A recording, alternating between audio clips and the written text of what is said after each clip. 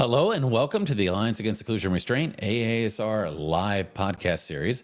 My name is Guy Stevens. I'm the founder and executive director of the Alliance Against Seclusion and Restraint. Happy to have you here with us today. Tell you a little bit about the Alliance if you're not familiar with who we are and what we do. The Alliance was started about 4.5 years ago. We initially kind of began around the issue of physical restraint and seclusion happening in schools across the country. I will say that as we've done this work, our mission continues to evolve, and it's not just about restraint and seclusion, but in a school setting, it might be restraint, seclusion, suspension, expulsion, corporal punishment. Very often, it's all the things that are done to kids in the name of behavior. It's often a lot of outdated approaches around behavior management that not only aren't working for kids, but are failing some of the kids that really need our help the most. And of course, we don't want to see things like restraint seclusion happening anywhere, whether it be in a school, whether it be a residential facility, mental health care, hospital, elder care, wherever it may be. So, we certainly are involved in trying to affect change wherever we can. We do a lot of work around policy change and legislative changes. So at the state level, federal level, as well as local level. And of course, we do a lot of work around education, which is part of the reason we're here today, is we love to be able to share ideas and to get information out there about better approaches. Broadly speaking, it's about trauma-informed, neuroscience-aligned, relationship-driven, and collaborative approaches. So we have a vision really about seeing changes. Certainly in a school context, we want to affect change and we want to end the school-to-prison pipeline. But ultimately, it's about hopefully making a better world along the way as well. So I'm really excited to be here today, and I see a number of people have already jumped on live. If you are on live and you watched us before, you might know the drill. And the drill is I often ask you as we're getting started to tell me who you are and where you're from in the chat. So and I see Nicole already jumped on here from New Jersey. So please, in the chat, tell us who you are, where you're from. If you want to tell us more, you're welcome to tell us more as well. So I am very excited to have a guest with us today who is going to be sharing what I think is going to be a really interesting presentation. And I'm really excited to see and hear from our guest, Jennifer Abbanat, who, gosh, I've known for a number of years now. It seems like not long after I started the Alliance, Jennifer and I connected. Jennifer is an amazing mother, advocate, really a growing expert on trauma, on the impact of trauma, does a lot of, and as you're going to hear today, a lot of digging into kind of the impact of trauma on individuals with neurodevelopmental differences. So I'm going to tell you more about Jennifer here in just a moment, and I'll bring her up and introduce her. But I do want to tell you a couple of housekeeping items. Of course, as always, we do these live. We do them live for a couple of reasons. One, I don't have to go back and edit them, but two, it's just kind of fun to do it live. But they are available after the fact. So if right now you're not going to be with us for the next hour, 75 minutes, rest easy. We record these. We make them available on, I guess it's 3 different platforms on Facebook, LinkedIn, and YouTube. So you can go to any of those platforms later and you can watch the video. You also have the ability to download it as an audio podcast. So a few days after it goes live, we make the audio podcast available. You can download that on iTunes or Spotify, whatever your favorite network might be. So again, I see a number of people have already said hello, and it's great to see some familiar names here. I see Amy from Oregon, Trisha here from Idaho. Says excited here, Jennifer. She's amazing. She has that right for sure. We've got Beth here from San Jose. Let's see. And we've got people coming in. In fact, a recent guest, Ariel from Alexandria, Virginia.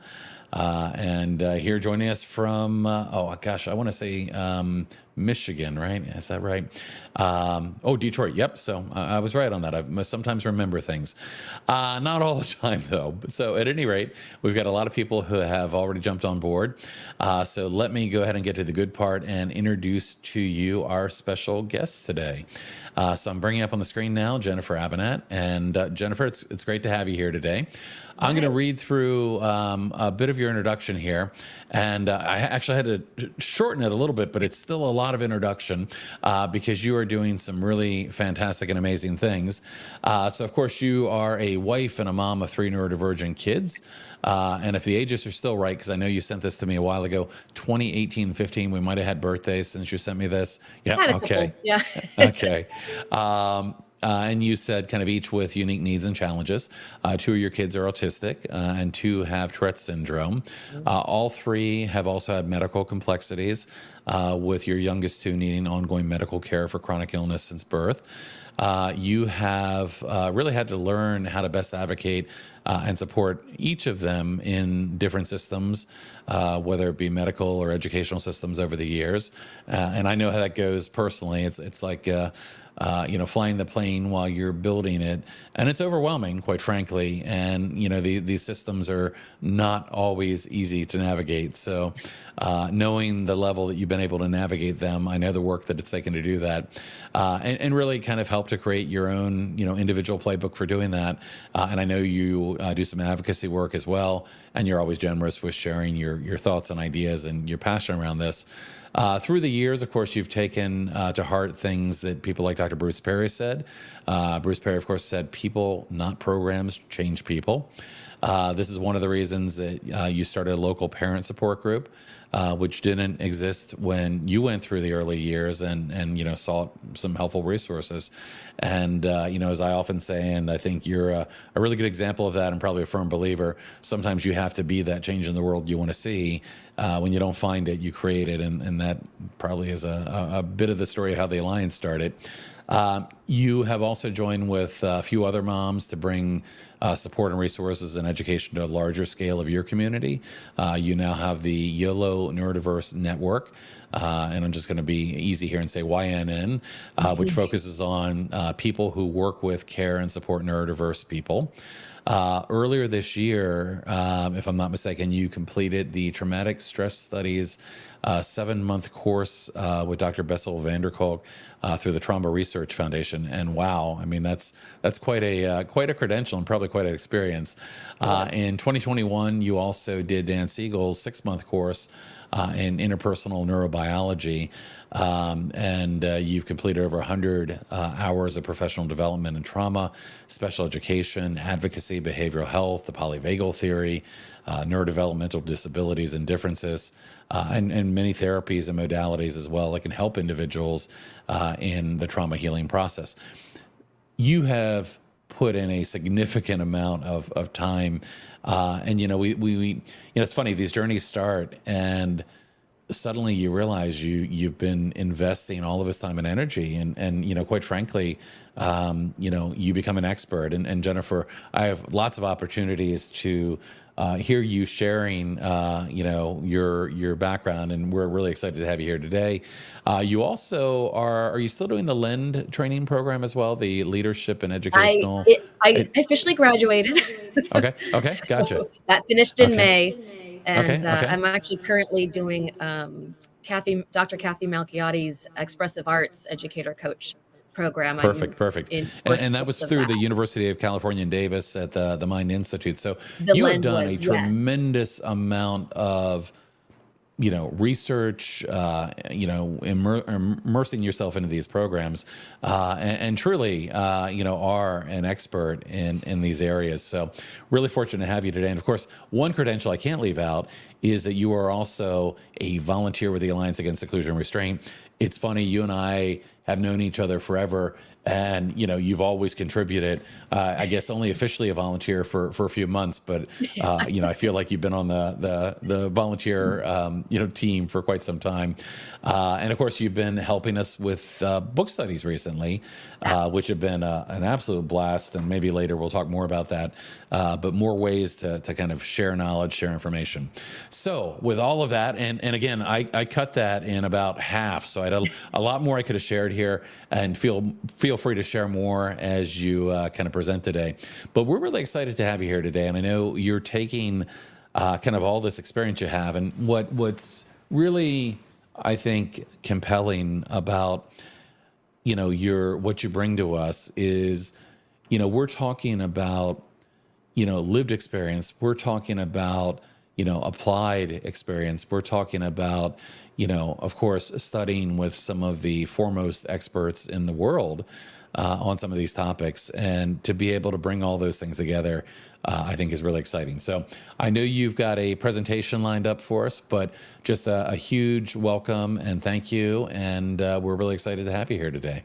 Well, thanks for having me. I'm so excited to be on this side of it. Obviously, I'm always a viewer, whether live or at some point, of all these webinars that you put on that are so helpful and valuable for parents like me. It's this kind of sharing of lived experiences that I think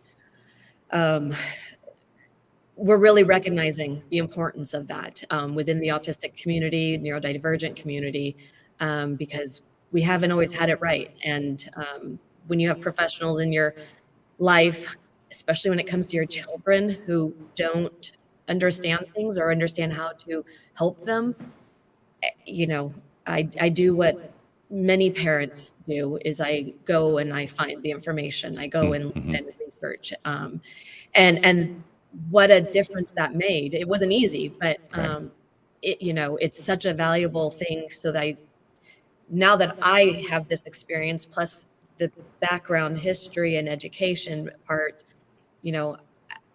I don't want to keep it to myself, because I know there's so many other families that might be having some struggles just like mine was. Absolutely. And we're really excited to have you here today to present. I'll share with you a couple more comments that came in here. We've got Jamie from Nashville. We've got Cassie here from the Michigan Advocates to End Seclusion and Restraint. And since I'm seeing that, I'll let folks know that today is the 1-year birthday, anniversary, whatever you may say, for the Michigan's Advocates to End Seclusion and Restraint.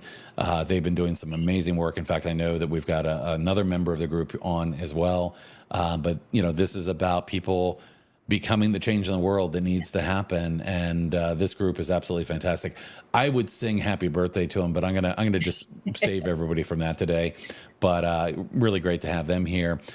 We've got Joni Johnson, PNW area, went back to school at 45 to become a behavior teacher due to experiences I observed while being a sub-para in a self-contained behavior classroom. Again, it's being that change you want to see in the world. Nicole also, who introduced herself from New Jersey, back at school at 50 for things I witnessed in the classroom as a para. That's unfortunate, but glad there are others that are trying to make change too. And of course, another volunteer here, Cass from Washington State. So, and we've got one more here, and all these people are coming on. This is great. We have Sandra here from North Carolina, as I recall, and happy to be catching the live event. So with that, I'm going to stop putting things on the screen and stop talking myself and hand it over to you. And I know you've got something that you're going to start us off with. Yeah. And of course, we had kind of talked ahead of time. I'm going to kind of disappear as you present. So I am going to queue up and bring up on the screen the video that you have ready to go. But I'm going to disappear after that. And I know you've got a presentation to bring up as well. But kind of like, the movie Aladdin, if you say the magic word, I will magically appear and help you out if there's anything you need. So we'll go ahead and get started here. And I would let people know that we are taking, of course, questions. We're probably going to hold those off till the end of the presentation. But feel free to put those in the chat whenever the thought crosses your mind, because sometimes you wait in the thought, you lose the thought. So put them in the chat whenever you have a question, and we'll come back at the end and we'll address some questions and comments that folks have. So with that, before you go, do you push the play on the video, or do I? You should be able to push the play, and I'll actually wait around until you get your presentation up, and then I'll disappear. So let's go ahead and I'll let you start with that. Great. Let's see if I can figure this one out again. All right. Oh. I'm going to go back, actually.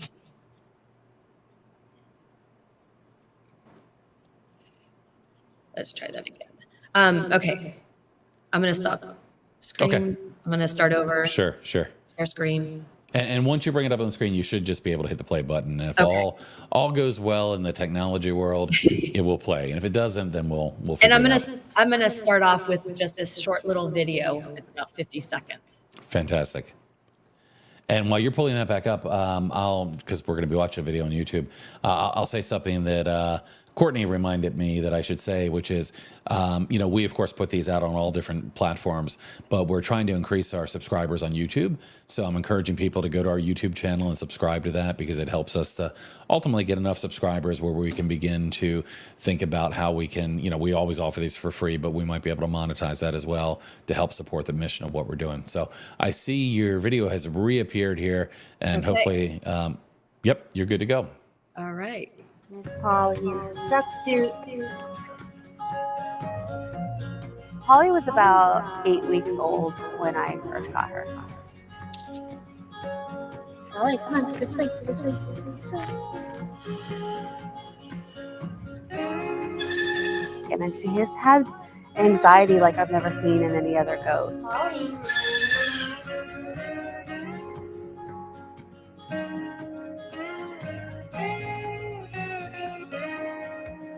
Polly loved to be swaddled in blankets, but then she would get up and move around and the blanket would fall off.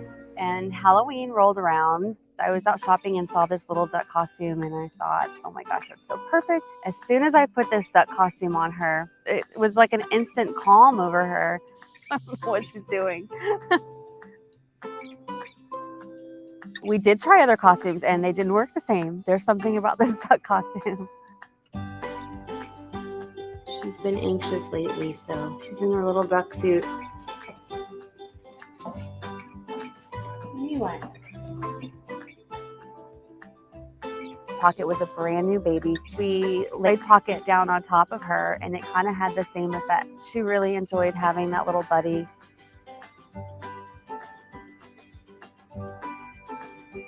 We would lay them next to her as the little babysitter, and she loved it. She's a great mom.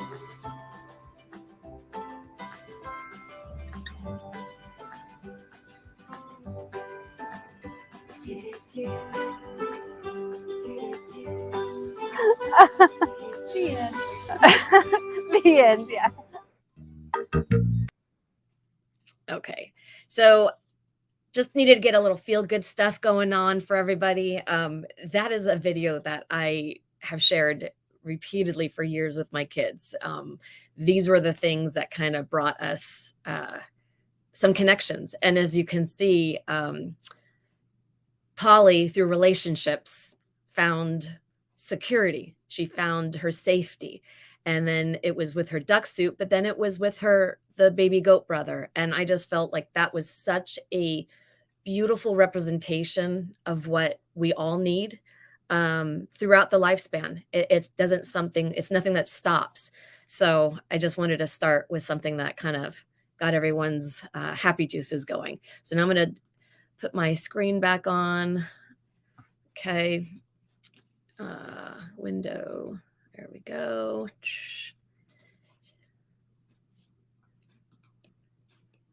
All right. And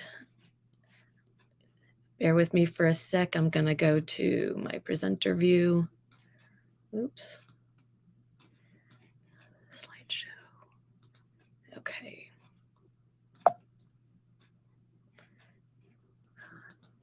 Okay. So hopefully, Guy, can you hear me? Oh, let's make sure that that's working. Guy, were you able to hear me?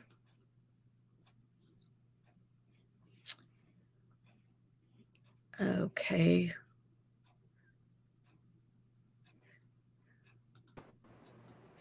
I just want to make sure you heard me. Yeah, we heard you and saw your slides. Yep. Oh, okay. That's Yep. Sorry, I was backstage talking, and you weren't hearing me there. But no, yeah, we saw your slides. They look beautiful, and we could hear you. So just press that button again, and you'll be off and going. Okay. Thanks. Yep. Thanks for the patience, everyone.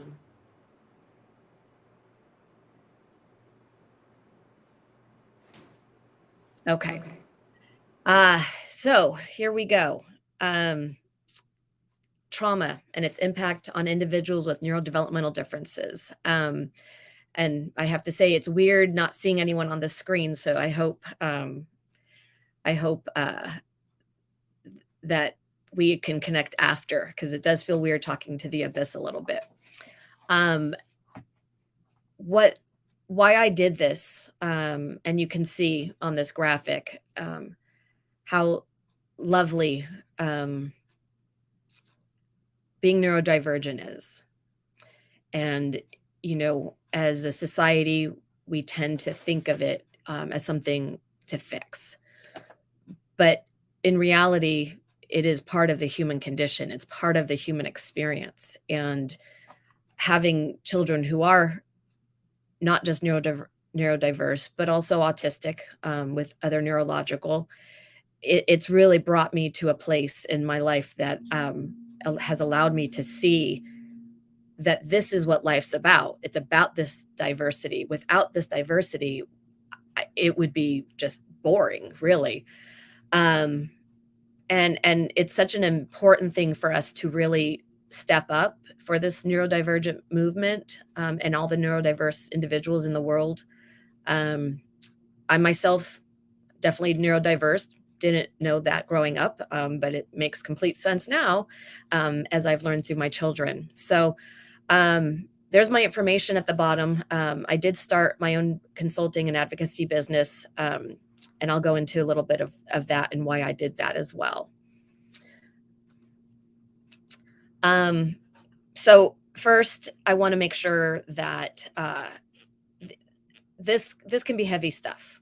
It's very sensitive to topics, especially if there's you have some experiences or sensitivity to trauma and abuse. And so please take care of yourself, take a break as needed, leave the discussion as necessary for your own well-being. My goal was by playing the story of Polly the goat in her duck costume, that it was my way of priming your nervous system to be able to move to a more sensitive topic. Sweet videos like this one, I have found to be such a great tool for my own toolbox with my kids. Especially in difficult times. It's always been animals that were a way to co-regulate and connect. And it really brought that relational safety and attunement that we all talk so much about. We have had our own share of farm animals over the years. And again, it was because we found that animals were really our connection to our children, but especially to my son, who has the developmental trauma and is autistic. So when we had our animals, it would always be something that we could focus on and draw attention to and become connected through the animals, as other ways was really painful and hard for my son, especially. So, we'll go on to the next slide.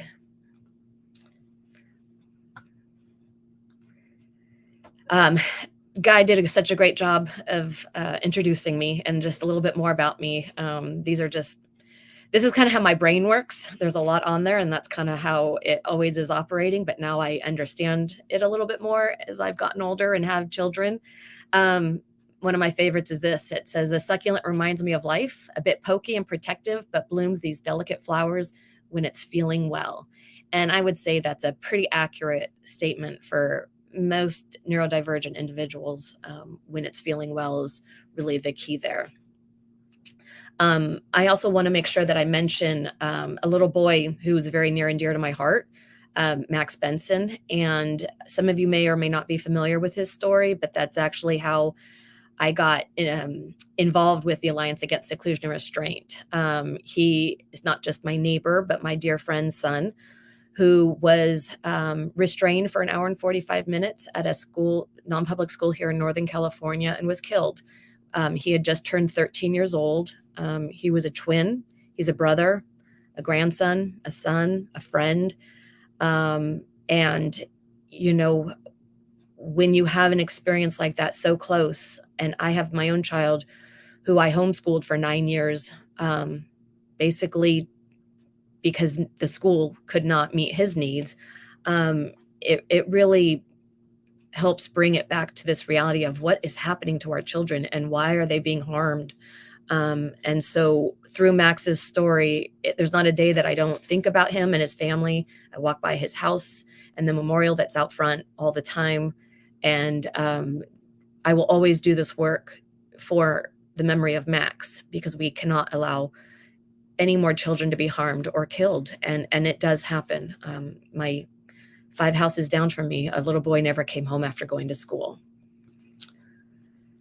So here's a little bit about my story. At its core, trauma is overwhelming, unbelievable, and unbearable. And that's by Dr. Bessel Kolk, who I was so fortunate to be able to do the 7-month course with. As you'll see, my journey to understanding trauma started about 19 years ago when my son was born. His development didn't go as routine as like most parents expect. He was our second child by then.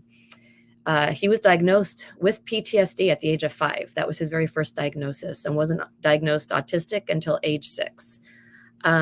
This is what led me on the path to understanding about early brain development, trauma, and how to best support him. You can see some pictures here of his many, many hospitalizations over the years. When he was 3, he was hospitalized 7 times. Multiple surgeries, and it's not without its impact. And we have to really understand children who are experiencing trauma, whether it be from medical abuse, different experiences of any kind. We have to really look at this with a holistic, trauma-informed lens so that we can better support them and help them. Dr. Judith Herman, I really like this quote from her: "Traumatic events are extraordinary, not because they occur rarely, but rather because they overwhelm the ordinary human adaptation to life." And I think that's perfectly said when it comes to especially not necessarily the big T traumas, but the chronic traumas, the chronic things that are continually going on that leave very little room for especially for kids, for their development. I like this as well. We are not designed to live in survival mode. Our bodies need safety. Our souls need rest. And what I'm going to share today is just a tiny fraction of the available information and its impact on development and on individuals with neurodevelopmental differences. So again, there is so much available literature. This is just a tiny fraction, but hopefully it'll give you some a platform that you can continue to learn on. Favorite quote: "Behavior is the language of trauma. Children will show you before they tell you that they are in distress." And that is exactly what my infant was demonstrating to us, beyond a fussy baby for sure, but nobody looked at us other than overprotective, over compensating parents. Turns out my son's bowels were just about to perforate by age 2.5 due to Crohn's disease and bowel motility disorder. So, we know our children, and we know when they are in distress, and behaviors are a signal of distress. They don't do it just for fun or to make our life miserable, as I actually did here. And I want to give some optimism, some hope. It's never too late to heal. We now know this because we understand the brain better. We understand being trauma-informed, and we can share this information and understand better when we see behaviors, whether it's in a classroom or in our home environment, community, anybody. We have to see things through this new brain-aligned lens to say, I wonder what's going on. I wonder what's happening for that person. And unfortunately, in our schools, what they see is the behavior, and it's something to stop, and without ever addressing it. So I love Dr. Mona Delahook when she says this is just the tip of the iceberg. It's the signal of distress. It's the cue for us to become curious about what information is trying to be conveyed in the only way this person knows how. And when we approach individuals with this new mindset, this is what kind of brings us to a pause, which allows us to be more present and co-regulate and push judgment and punishment to the side, because that doesn't ever help a situation, as most of us know.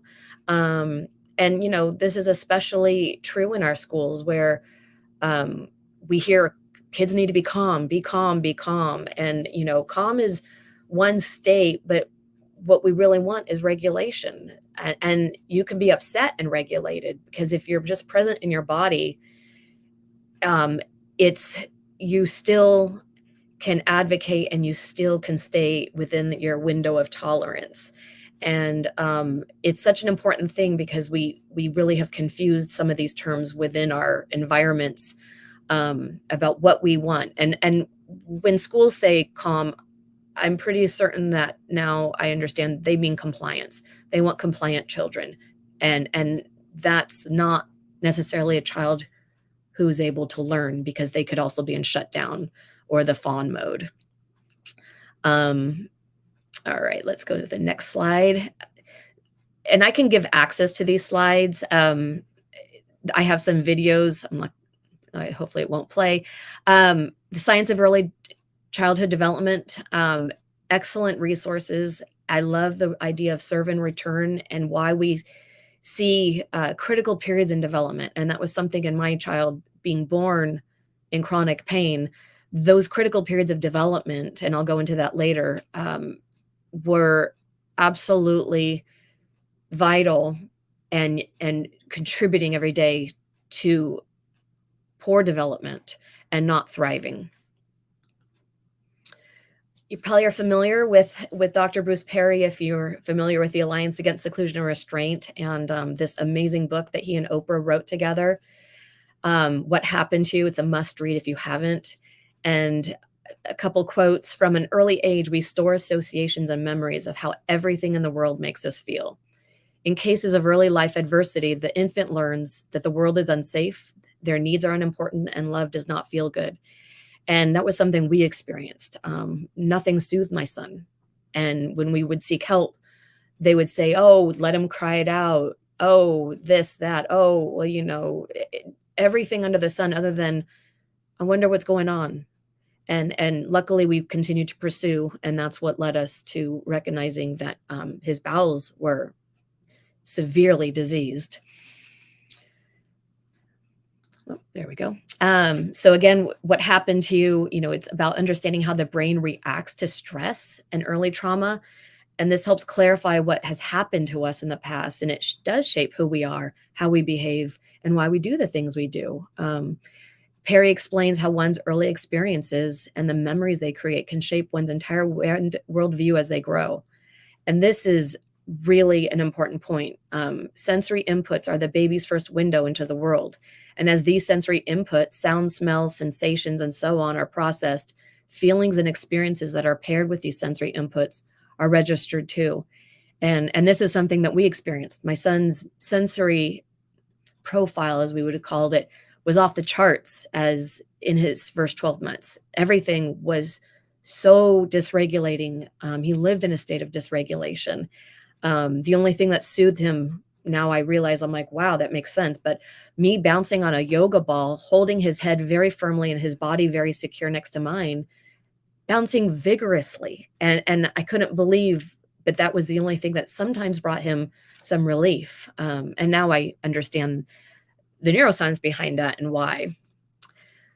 Little bit on the brain development. I'm sure so many of you have seen this. Our brains keep us alive at all costs. And it is through the world around us that our senses take everything in and kind of process. And it develops from the bottom up and the inside out. I think this is an important part. The cortex is the most uniquely part of the brain, human part of the brain. And, this is where cortical region goes offline for so many of our kids who have neurodivergence and trauma, or just neurodivergence or just trauma, not both necessarily, because this is, again, how the world is being perceived through our senses. And then the limbic region, which attaches that emotion and behaviors and helps us kind of make those predictions about what's coming next and how we feel about that. So again, starting from the brainstem, stimuli gets processed to determine if the individual is safe or if there is a threat from the external world. And this is the brain's ability to detect danger or safety is neuroception. And Dr. Stephen Porges has coined that. And I think it's such a beautiful way to understand the unconsciousness of what our bodies are always doing. They're always working to protect us, our nervous systems. Again, this is such an important part of it. And I kept kind of knocking down doors going, but my son is experiencing something. He's not developing, and meeting milestones, and the experiences have got to be impacting his development. And absolutely, experiences build brain architecture, and also lack of experiences or pain, anything that causes a disruption. And it is so important to really understand that.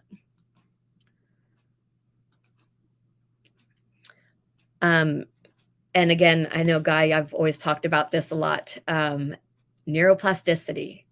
Talk about something that gave me hope for the first time when I heard that word. And it is literally the brain's capacity to adapt and change based on experiences, including disease and trauma. The brain's ability to reorganize its structure, functions, or connections by forming new neural pathways throughout life. And it's never too late. It's never too late to heal. So often many of our kids are given up on. We experienced that. And unfortunately, that's another trauma that is being experienced by their nervous system. And we can be doing so much more for everybody at any age, through our brains having this amazing ability and neuroplasticity. Our biological imperative is survival. And so I thank goodness every single day that my son's body was able to overcome all the adversity that it experienced so early on, because we were told at 2.5, when he had his first colonoscopy, that his bowels were so close to perforating that he probably would not have survived. That sets you back. An experience like that definitely sets you back to go, oh my gosh, thank goodness we fought and fought and fought and went to doctor after doctor to try to get someone to listen to us. Because the body is going to do everything it can to survive. And his behaviors, as we call them, what we saw, were telling us something is wrong. And that's such an invaluable thing from my experience of knowing that that's actually what saved my son's life. These implicit memories are unconscious and automatic. And, yes, the memory lands in the nervous system as that sensation. And if you can recall anything when you were little, I know I can, and I think this is part of my neurodivergence. I have memories from very early on that are very clear, that come through my sensations, and of things that I witnessed that were nothing major, but for me, having a neurodivergent experience, especially fire trucks, I was scared to death. And so I have these memories that just get brought up. And so, again, that's how these experiences land in our nervous system. Bruce Perry, sequence of engagement. This was what literally got me moving. I learned about his book, The Boy Raised as a Dog, and I just dug in, and understanding the sequential engagement, the neurosequential model of brain development, and understanding how you have to regulate, relate, and then reason. I didn't have any professionals in my world that really understood it to the level, and I just went on my own to learn more about it. I think this slide, I've seen this slide in so many ways, and I just think it just doesn't get enough attention because it really reflects this pattern of stress, the unpredictable versus predictable. And when we see this, you can see unpredictable, extreme, prolonged leaves nervous systems vulnerable. It sensitizes them. This is what we often see in individuals with neurodivergent experiences, because of how we process the world through our senses and how it comes in. And we have a very sensitized way of being. And our nervous systems definitely, it lands in them, as I just was mentioning about my own memory of fire trucks growing up, and living in that state of what's going to happen next in hypervigilance. So, but if the pattern of stress is predictable, moderate, and controllable, then we do see resilience and tolerance. And I'll just say the word resilience drove me crazy so early on, because all I would hear is, oh, kids are resilient. Kids are resilient. And I thought, my goodness, my kid hasn't even had a chance to breathe without pain. How could he possibly have developed resilience? And I think such an important part of this is the capability of a person in any given moment is fluid. And it all depends, our cognitive, our emotional, social, motor, all these regulatory capabilities shift with our internal state. And that's where we see regulation or dysregulation. There we go. Another great slide of all functioning of the brain is state dependent. And you can simply see when we're regulated, we have, most of our focus and attention is in our neocortex. As we become dysregulated, you can see how greatly that shifts down to the only 10% access of our neocortex and 60% in our brainstem and 60% in the limbic region, which is our emotional. And then, I don't know if you have a child, but I have a child who definitely fight and flight was their way of existing most of the time. And 85%, he was living in his brainstem. We said that repeatedly. His nervous system was just always on fire. And when we see graphics like this, it really can help us understand what we're seeing in students, in our kids, anyone we're working with as any human, because we know if someone's in their brainstem, we know what we need to do through connection, relational safety to get them back into their cortex. Of course, there's limitations of the brain. We have negative bias, and our brains, based on experiences, will fill in those blanks. And so, for example, in trauma, it usually will fill in something that is predicting another bad experience. And so it is something that, as a child is developing, it's a challenge, no doubt. And why being as predictable as possible with them and helping them prior to experiences of what are the possibilities, what are we walking into here? This could be, and then if this happens, how can we support you to get through that situation? And it's just get back to that predictability versus unpredictability. That is why so many of our autistic and neurodivergent kids need so much predictability in their life, because their brains will go to the negative bias, because that is, again, biologically. So neurodevelopmental disabilities, they're present from birth or early childhood. They can affect how individuals perceive, make sense of, and interact with the world. Neurodevelopmental disabilities can impact personal, social, academic, and vocational functioning in various ways, and often co-occur with mental health conditions and physical health conditions. Individuals with neurodevelopmental disabilities have a higher risk of experiencing trauma. This is including multiple complex interpersonal victimizations across the lifespan. I don't know about you, but I had a child who was bullied at school for struggling to understand certain rules out on the play yard. These are things that happen so much more commonly in our individuals, adults, kids across the lifespan of people with neurodivergent experiences.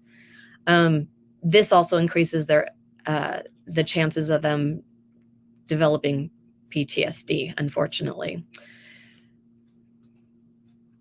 Neurodevelopmental disabilities, when you're looking at autism studies, which there's not as many as we know, the research is very slow to catch up to what lived experiences are. But when looking at autism studies, 50 to 80% report any form of child maltreatment. And this includes emotional or verbal abuse, physical abuse, sexual abuse. And you can see, so much of this includes the practices of seclusion and restraint. And so many, way too many kids with neurodevelopmental disabilities are subjected to these harmful practices in different settings. And the child, who doesn't develop trauma, they can we know through Max's story, kids also die through this. It's why I'm so thankful for Guy starting such an amazing organization to really get this information out. According to the Department of Education, more than 100,000 students were secluded in a single or restrained in a single year. I mean, it's too prevalent and people are not taking it seriously enough. And it only takes one time of restraining for a child to be killed. Autism, post-traumatic stress, and dissociation. This is a really important one too. There's actually very few studies on autism and PTSD. And what we know is it shows 32 to 60% of autistic adults screen positive for PTSD. And for women and gender minorities, this rate is even higher. And PTSD is drastically underdiagnosed, with only 16% to 20% of autistic adults reporting a professional diagnosis. Yet self-report has much higher rates of trauma, PTSD, post-traumatic stress, and dissociation. And it's something that we really need to take much more seriously. Some of the reasons, this is one that is very well known now: pressure to mask as neurotypical, hiding your autistic traits, and pretending to be someone that is not that person. And this literally causes identity confusion, and when combined with any other kind of childhood trauma, encourages the formation of dissociated identities. Early attachment disruptions are common in autistic populations and may increase the risk of dissociation, even in the absence of overt maltreatment. And I think this one's really important because, for example, my child who had medical complexities so early on, absolutely, there was attachment disruptions. These are normal. If a child who's born and is in the NICU for a while, that's going to be an attachment disruption. Again, nothing is set in stone, but when we're aware of it, then we can really work hard to repair and make things improved. It's something that I'm still working on with my son, who's 19 now.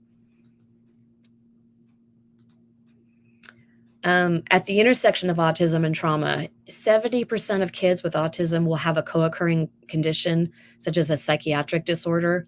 That's very profound, and something that we really need to be paying much more close attention to. Depression, anxiety, OCD disorders, these are all very common in autistic people and more common than in general population. And yet still PTSD has largely been overlooked. Among autistic people, less extreme experiences, fire alarms, paperwork, loss of a family pet, a stranger's offhanded comment can feel very destabilizing to the nervous system.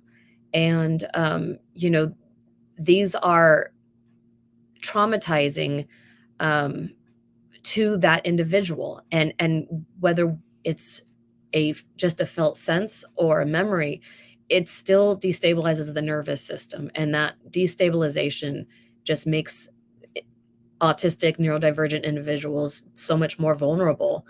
The literature shows that individuals with autism are more exposed to bullying, teasing, and ostracizing, as I mentioned. When children are highly stressed or in fight or flight, they shift from social or learning brain to survival brain. This makes it harder for them to think, make decisions, understand others, and express themselves. And this is Dr. Stuart Shanker, and I'm a big fan of his work as well. And if he's got a wonderful website full of wonderful resources. And again, toxic stress derails healthy brain development. This slide is one that shows the importance of the overlapping of PTSD and autism spectrum disorder, ASD,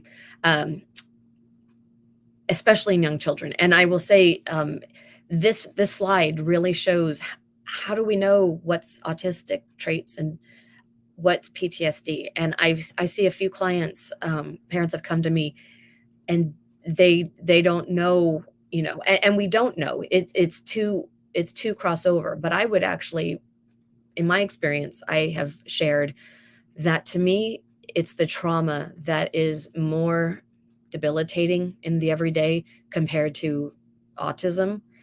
And I say that simply having two autistic kids, understanding so much more about autism, and one with trauma and one without trauma. And we have to develop these individual playbooks for our children because their needs are just different. And whether they're both autistic or neurotypical, there's no two kids that are alike, and we have to individualize our own parenting to meet them where they're at. And that's just going to always look different. And, so how common trauma can be in the autistic individuals, it's important to recognize that some of the things we see and experience, it's not autism, it's the trauma, and trauma healing is really very important, just to approach everything through that trauma-informed lens. This actually horrified me when I first read it, developmental trauma and the importance of the first 2 months of life.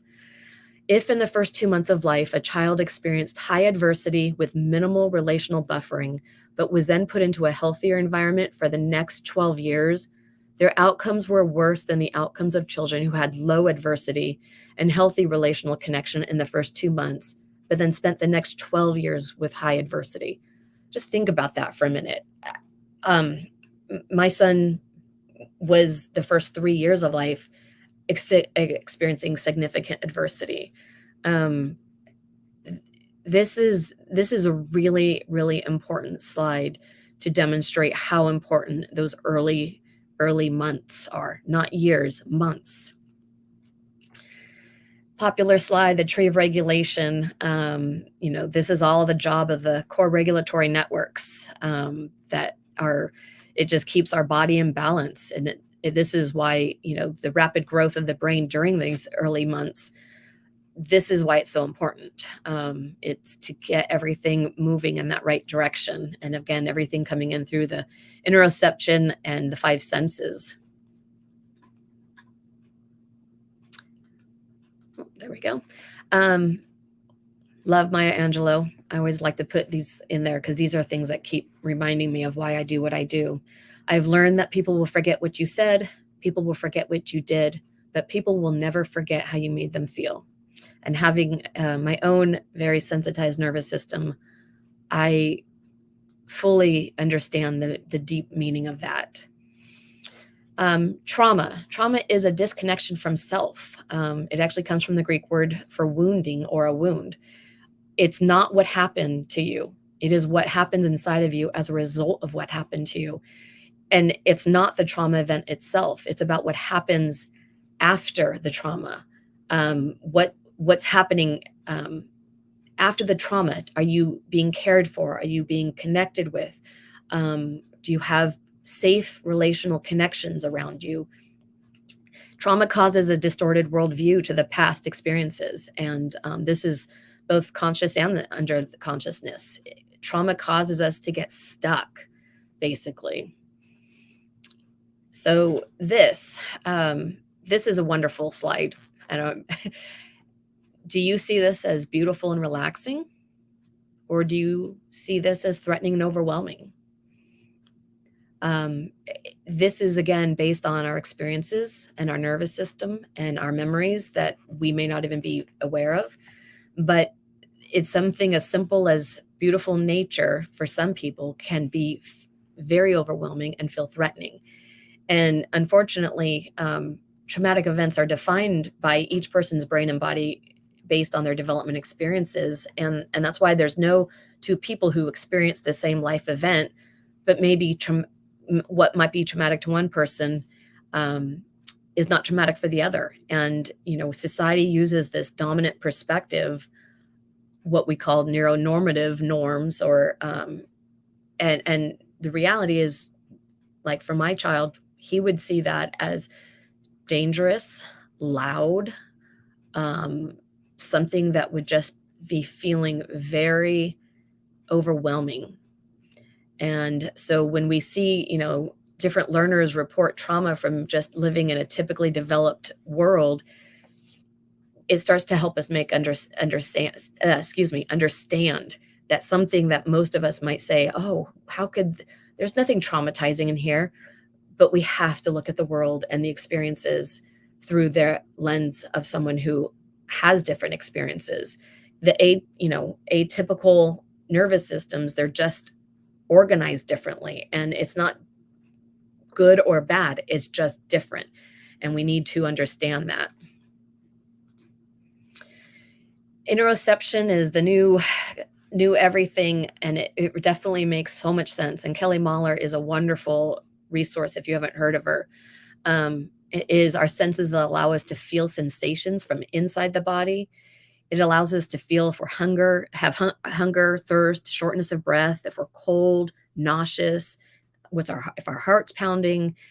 And it literally is the connection between the mind and the body. And for many neurodivergent individuals, this is a huge disconnect. They are not connected mind and body. And therefore, we see a lot of these challenges from interoception and lack of the awareness of what's happening.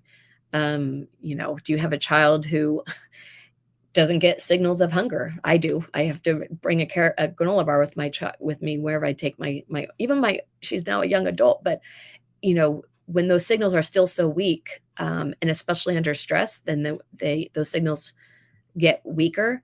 Or water. I have children who don't get thirsty. And so I had to have a watch for my daughter when she was in school to remind her to drink water, because she would go all day without it, and having Crohn's disease, that's not good at anything. So it's important. This is, I think, the first step of understanding our kids is understanding what are their interoceptive experiences and how do we support them and help them understand what they're feeling. Everyone loves the word co-regulation. I love co-regulation. It's where one nervous system calms another. The reciprocal sending and receiving of signals of safety, that attunement. It's two nervous systems connecting. It lies at the heart of all human relationships. It is experienced and is a human need that remains throughout the lifespan. Kids don't stop needing co-regulation. Adults don't stop needing co-regulation. And it's a right brain activity, and it's neurons that fire together, wired together, and that is what brings us in relationship and brings us into that safety in the comfort of another. And kind of a busy slide, sorry about that, but I always love the Dr. Bruce Perry quote: "A dysregulated adult can never regulate a dysregulated child. Only a regulated adult can regulate a dysregulated child." And notice it's not calming. It's not always, it doesn't mean calm always. It's about being connected to self. I am fully present. I feel the ground beneath my feet. I am able to think clearly, and I can make conscious choices. It allows us to have access to our higher levels of thinking, learning, and attending. And it's the capacity to think before acting. Stuart Schenker, again, discusses self-control versus self-regulation, because these two are definitely very misunderstood in many settings. And self-control is about inhibiting impulses. Self-regulation is about identifying the causes and reducing the intensity of the impulse, and when necessary, having the energy to resist. So self-control, self-regulation makes self-control possible.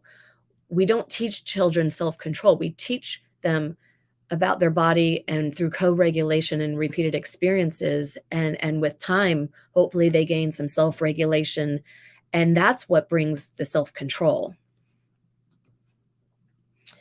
Adult caregivers such as parents, teachers, coaches, and other mentors play a critical role in shaping and supporting self-regulation development from birth through young adulthood through an interactive process called co-regulation. This is from the Duke Center for Child and Family Policy. And again, it's any one of these adult roles, and even kids. We can share, kids can co-regulate with each other.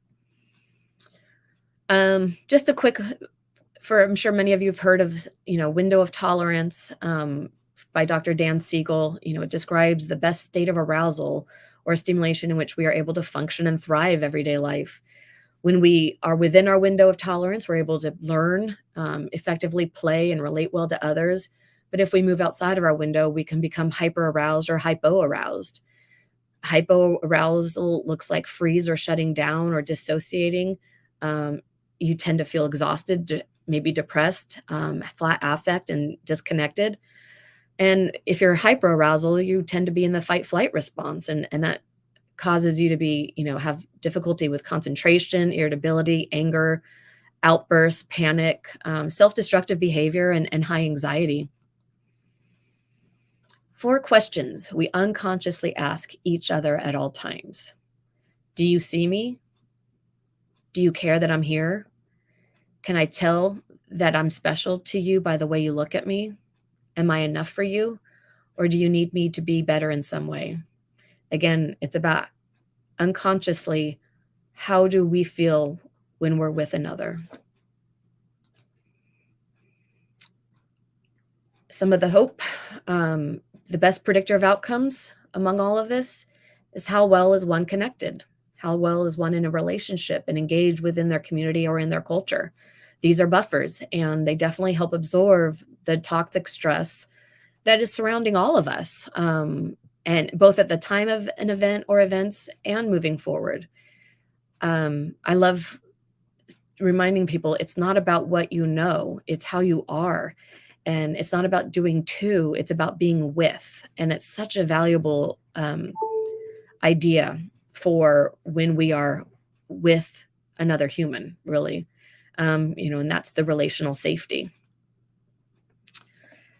I don't know if in Dr. Bruce Perry's book, What Happened to You, he goes on to find through the data, looking at 70,000 individual cases, looking at children, youth, and adults, and through detailed histories and trauma and adversity, helping look at the relational health defined as the nature, quality, and quantity of connection to family, community, and culture.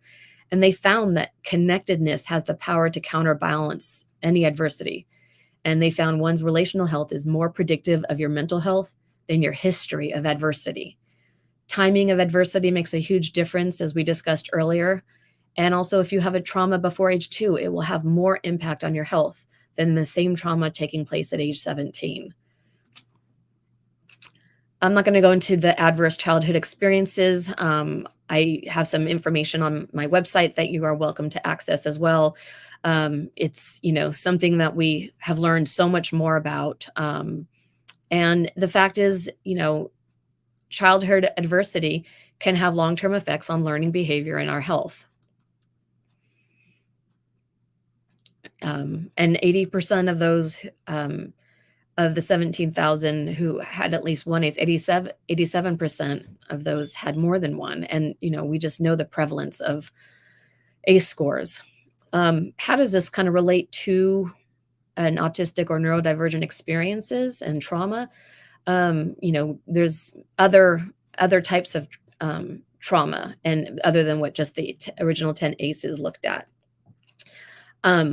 Kelly Mahler really does a great job of discussing sensory trauma, overwhelm, not being allowed to stim, self-regulate. That creates a trauma. Social trauma, bullying, isolation, feeling different and masking. Compliance trauma, dangers of normalization and surface behavioral approaches. Neurological trauma, communication differences, uncertainty, processing differences, interoceptive challenges. And medical trauma, experiencing medical procedures, hospitalizations, being misunderstood or not believed by providers. These are really important categories to understand the impact on neurodivergent individuals and how prevalent trauma may or may not be for them.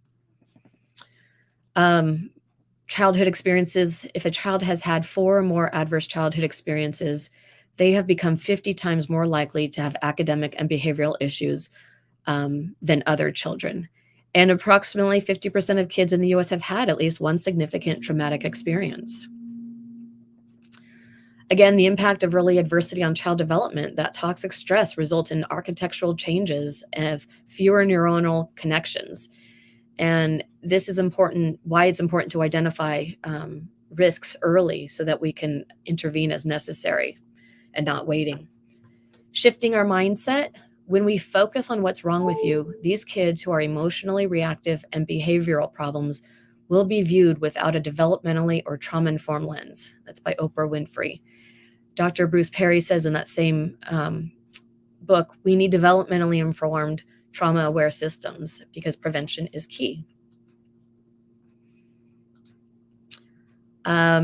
ACEs can get under our skin, impacting health throughout the lifespan through toxic stress. And as I mentioned earlier, resilience actually tips the scale towards healthy. Those are those buffers that I had just mentioned. And, so what is exactly resilience? According to the Center on the Developing Child at Harvard, one way to understand the development of resilience is to visualize a balance scale, as I just had showed. Protective experiences and coping skills on one side, and they counterbalance significant adversity on the other. How well is someone connected to their community? That's one of the buffers.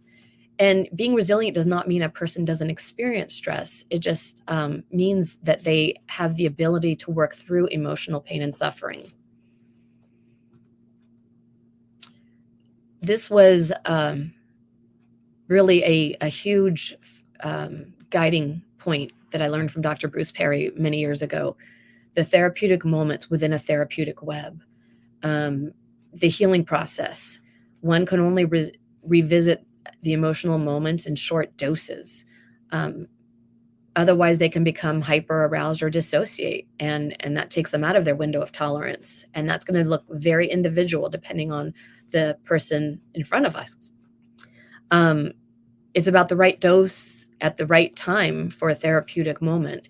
And so I love, therapeutic means to heal, and you don't have to be a therapist to be therapeutic. Everyone in our classrooms, us as parents, anyone that we are working with who has experienced trauma, we can provide a therapeutic experience by being present and sharing our attunement and attachment and our co-regulation, because it is trauma can change the brain, but so does relationships. And so this therapeutic web is everybody on, let's say, your child's team or your someone's team that provides that security.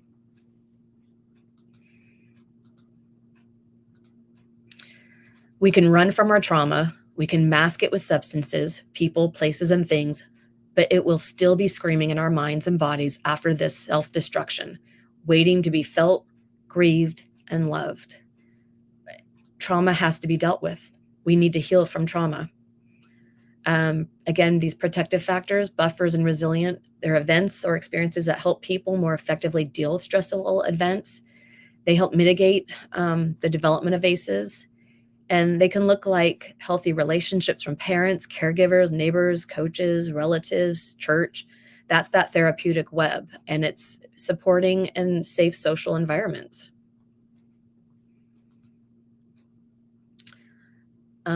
Children and adults really aren't that different when it comes to stress triggers. Nobody copes well when they are tired, hungry, overwhelmed, or feeling controlled. So stress makes ordinary things harder. Now think of an individual who experiences their environment differently. Ordinary activities can create toxic stress for some individuals.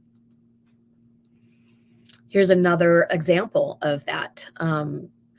4 different pictures. Look at each picture and how do you feel when you look at each of them? What comes up? Where do you feel it? Do you have any emotions? A memory that comes up, a sensation? These are ordinary events or ordinary places that can cause trauma for many vulnerable individuals. For my child, the grocery store and that birthday party would send him off. We just had to stop. That's what it came down to.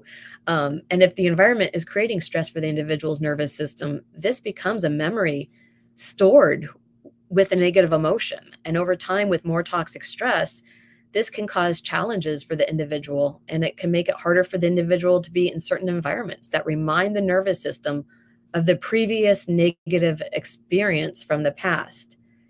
This is huge. This is why we need to understand our kids and people that we work with, and what are their sensory profiles? What do they find supports their sensory needs, and what causes it to be a problem and adverse? And I will say classrooms, we will hear this a lot. oh, but my classroom is safe. When you have all the dangly things hanging from the classroom ceiling and bright colors, we have to look at things through a new trauma-informed lens, because we are inadvertently creating a lot of trauma within our houses and within school environments and other environments. I learned that the hard way, understanding my child does not like the clutter that I love so much. It overwhelms him. And so, we have to work together. And that goes within the classroom as well, understanding what are the needs of the children in front of us. I will share this with you through through the slides, but it is an excellent representation of what it may be like. Too loud, too fast, too bright. Again, anything that destabilizes an individual's nervous system can create toxic stress. And so just going into a grocery store can absolutely cause stress. Me, as a child, I hated them all. I still hate them all. Now I understand why. But think about all the things that occur every single day, the fire alarms at school, just taking your kid to the grocery store for the last minute errand, crowds anywhere, smells. These are traumatic experiences, and they're felt by the body, and they are stored as a memory.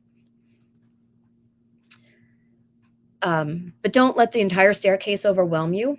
Just focus on that first step. I'm gonna have some water, excuse me. Because it's easy to get overwhelmed. That first step is what helps us bring ourselves back to our present moment, and it allows us to focus on our own nervous system so that we can feel grounded, and then we can take the next step. This is important when we're caring for others. It starts with us, and it is why our own self-care is so important. Finding connections with others within our own lives is just as important. Create connections around those we work with and those we care for, because as you can see, it is all through relationships that we heal. This is just from the CDC and SAMHSA. Trauma-informed care, it just means shifting from the medical question of what's wrong with you to the trauma-informed question of what's happened to you. And this is where, this is where our schools are not quite getting it right, at least locally where I live. I hear, oh, we're trauma-informed, and I'm thinking 1 hour PD last year doesn't cut it. It's not about a curriculum. It's about a way of being, and approaching every interaction through this trauma-informed idea of, it's not a checklist. It's not something that we're going to do to someone. It's about how are we showing up, and how are we being with these people, anyone, and are we providing and cueing safe messages to their nervous system. That's what being trauma informed means. And recognizing that it's not something that we don't need to know other people's trauma. We just don't. We don't need to re-traumatize them by asking them that. But if we recognize that how prevalent trauma is, we can just move forward and look at this through that lens and just think, wow, compassion and curiosity. I wonder what's going on. How can I help this person? Versus what's wrong with you. These are just a few of the interventions, therapies, and programs that people have found to be helpful and evidence-based through for the treatment of trauma. Neurofeedback, EMDR, yoga, sensory integration therapy. I encourage you to look up something called SMART Moves. It stands for sensory, motor, arousal, relationship therapy. It's like if you walk into an OT space, but it's for mental health, and it uses somatic experiencing and your senses. It's a fabulous intervention that really something I wish my son had. It would have, I think, been a lot easier for him as he struggled so much to go to so many different offices. Of course, mindfulness, martial arts, the ARC framework, which is attachment regulation competency framework. theater, such as Shakespeare and the Courts program, sensory motor psychotherapy, trauma-informed expressive arts therapy, trauma-informed play therapy, IFS therapy, and anything body-oriented, body-up therapeutic models. It's, again, starting with our senses and not top down. So healing from trauma, we are born in relationships, we are wounded in relationships, and we can be healed in relationships. So in closing, the more healthy relationships a child has, the more likely he will be to recover from trauma and thrive. It's not what you know, it's how you are. It's how you interact with the child or any other individual. And relationships are the agents of change, and the most powerful is human love. Those are fantastic quotes to close on, and I love what you said a minute ago when we put it up on the screen. It's not about a curriculum; it's about a way of being. I'll let you share your contact information here, but yeah, I here's think my that was a great way to. And I also have all the resources for anyone interested. All right. Jennifer, that was fantastic, and really appreciate you coming on and sharing all of this and sharing your journey and really. I was thinking about a question I was going to ask you, but I think I know the answer, and that's, what do you wish you had known X number of years ago? And this is it, right? This is it. Yeah. We saw professionals. Right. The psychiatrist when my son was young, she just said, "There's nothing we can do. Sorry, trauma is trauma." And I thought, "Are you kidding me? That's not an acceptable answer in my mind." Right. Like I said, trauma is by far the biggest barrier, and you can heal. Yeah. Absolutely. Well, wonderful presentation. We are a little over time here, but I wanted to really kind of give you some time to run through things, and I'm glad we did. There were a couple questions that or comments that came up early on, and if anybody has any final questions, we'll please put those in the chat now, and we'll try to get to a couple of them. One of the questions that I know, in fact, was just asked here are, will the presentation slides be available on the website? And we can handle that a couple of different ways. I mean, one, if you can send them to me, Jennifer, I can make them available for anyone, and anyone that wants to reach out to me directly. And of course, you can reach out to Jennifer as well. You have that information. But I'm going to put in the chat the email that you can reach me at. And if you send me a request, I can send those on to you as well.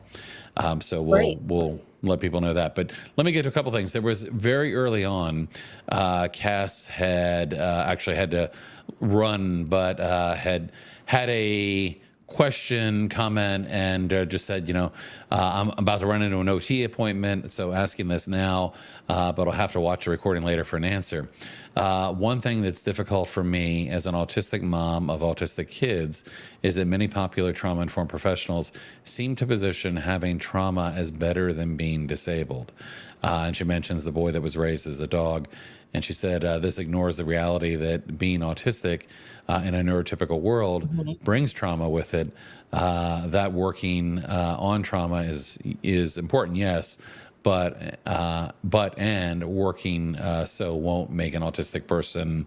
And unfortunately, we ran out of space here. But I think so. Let me let you just kind of take that away and share your thoughts. It's exactly right. I mean. And the thing is, it's going to be different for every single individual because everyone's having their own experiences. To say one's better than the other kind of doesn't make sense, in my opinion. Right. They're both something, and as I demonstrated, so many neurodivergent individuals have trauma from just ordinary everyday experiences in life. Right. Well, and you say ordinary everyday experiences, and I like what Cass said, because I think it's you're both saying the same thing in a way, which is one of the traumas I think that we see in neurodivergent individuals is being neurodivergent in a neurotypical world. So the neurotypical world itself can be quite traumatizing. I'm actually working with a colleague and have proposed a presentation kind of on that topic, which is, that just that one, individual difference in a world that doesn't see, recognize, and understand it can be really traumatizing. I mean, expectations of neuronormative expectations of neurodivergent individuals. It's that alone creates these really intense feelings for many. And that again lands in the nervous system and becomes something that gets stuck, which is what trauma does. And it's not, again, about, it doesn't have to be this catastrophic big T trauma. It's all these micro traumas that just go, and this is where we're listening to the autistic community. These, it could literally just be walking out and having sirens just blaring, like depending on where you live. If you live in the city, that could be such a sensory assault on your nervous system that it creates a traumatic experience. Right. We have to look through the trauma-informed lens to really understand, whether it's in our own home or in our schools or in the community, that not everyone's experiencing it the way somebody else might be. I mean, it's just a whole new paradigm shift of perspective taking. Like, Right. everyone has different experiences, and we cannot dismiss or diminish what someone else may be having. Sure. And at the foundation of those different experiences is the fact that, the individual differences that we all have, right? And two people don't experience the same thing and have the same, have the same impact. Beth had mentioned here, school personnel should be required to have trauma-informed training as well as up-to-date training on autism, ADHD, et cetera, which is a great point. But, you made a point, and one of our other listeners made this point as well, viewers, and that is, you can't simply have a 2-hour PD session on trauma-informed care and be trauma-informed in what you're doing. In fact, I've always said that it's really about changing more than just how you're responding to the students or the kids. Much of it is actually changing the entire culture of a building, changing the entire culture of a district. And that means that you also become trauma-informed towards your staff, towards your families, towards your parents. You can't do that in isolation. You can't say, okay, well, we're going to apply a trauma-informed approach over here and then do it nowhere else. So, yes, I agree. I mean, Jennifer, I was just kind of reflecting on this, and what an amazing world it would be if every teacher had been on the journey that you've been on and had all the knowledge that you have after going through this. And we're not going to get there anytime soon, but I think there is a lot of progress that can be made. Getting people to understand the impact of trauma, getting people to understand the importance of neuroscience, getting people to follow, approaches that are collaborative, not doing things to people or for them, but doing them with them. There's hope, but certainly we're not where we need to be now, are we? We have a long ways to go, but we've also made some great strides. So yeah, absolutely. Absolutely. Well, the other thing I was thinking as you've been going through all of this is, so when are you writing your book on this? I mean, I know you've written some fantastic articles because you've written some fantastic articles for us. In fact, I always think about, I have to look at the stats. I haven't looked at them for a while, but for a long time, you had the most popular article on our website, and it was regulation before education. And at its heart was a lot of what you were talking about today, that, we can't educate people. We can't access a thinking, rational, learning part of the brain unless we are working with people and have them feel safe and secure and regulated and connected. So anyway, I was just thinking about that, and I even had these ideas. I'm like, okay, what's the title of her book? Something from the crow's nest, and then I'll just say the crow's nest is actually again in reference to Max, because crows are very misunderstood, and they're highly intelligent. Right.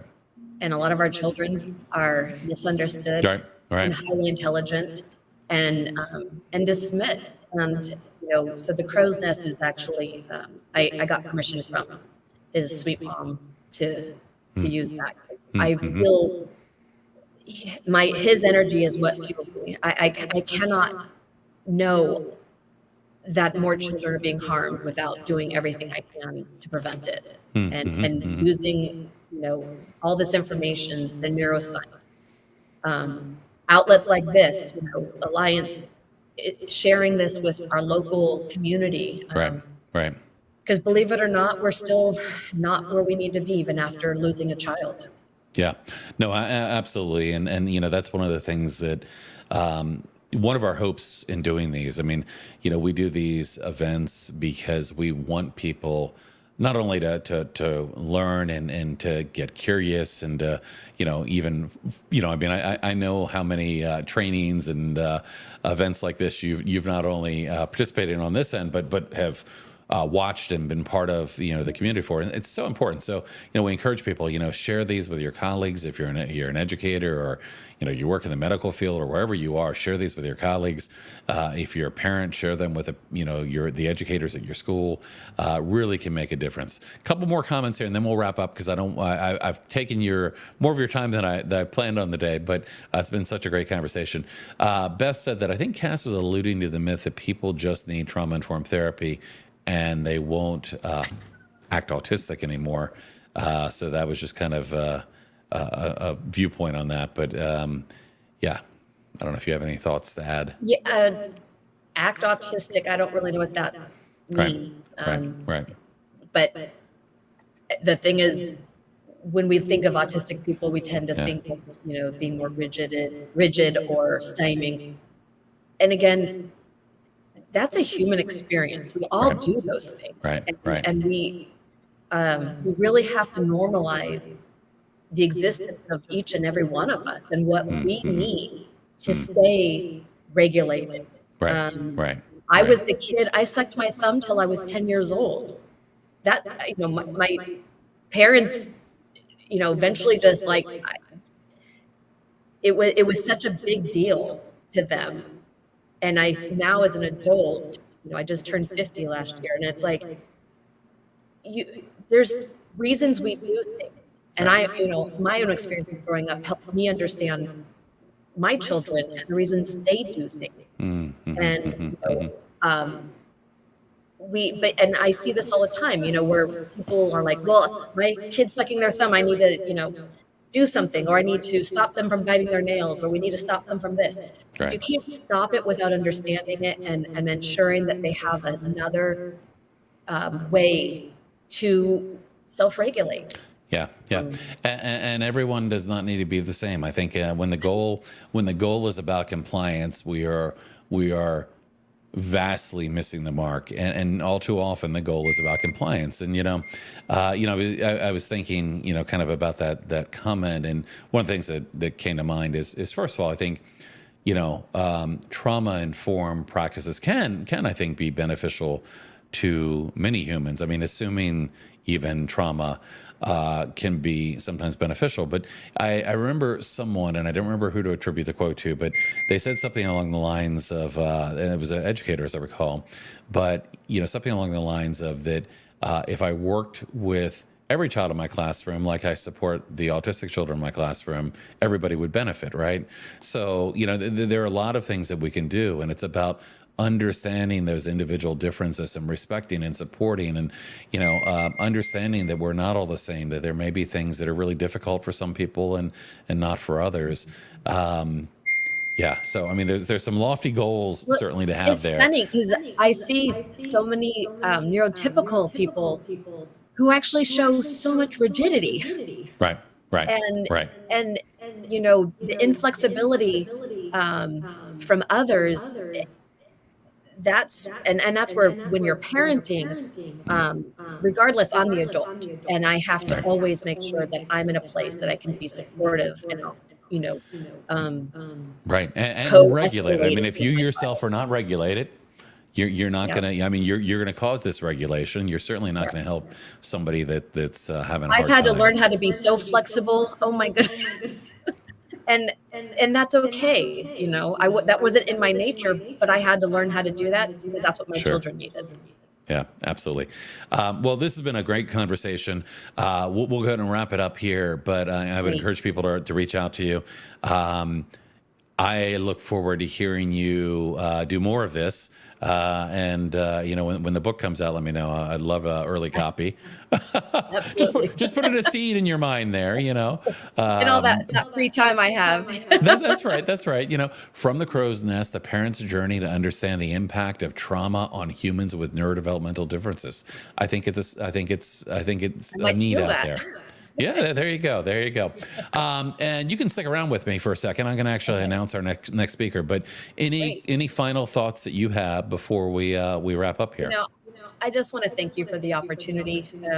I so fall in line with everything that you're doing, and it's so wonderful to have organizations that have the ear of so much of the world. We know the impact of a death like Max had on the world, and the Alliance Against Seclusion and Restraint and other organizations, and it is through these stories that things will change, and things are changing little by little, but they are changing. And here in California, if you're in California, I highly recommend you contact your local representative, because we have State Bill 483 that is to ban prone restraint. And it's a necessary law. We cannot leave this up to the adults to use judgment, because when a dysregulated adult is encountering a dysregulated child, we end up with a lot of crisis and even death. And we have to get the laws in place to protect kids and any individual, really. Absolutely. And it comes back to a theme that we talk about often, but it's, we can do better, right? We can do better. This is not the best we can do if we're restraining and secluding kids.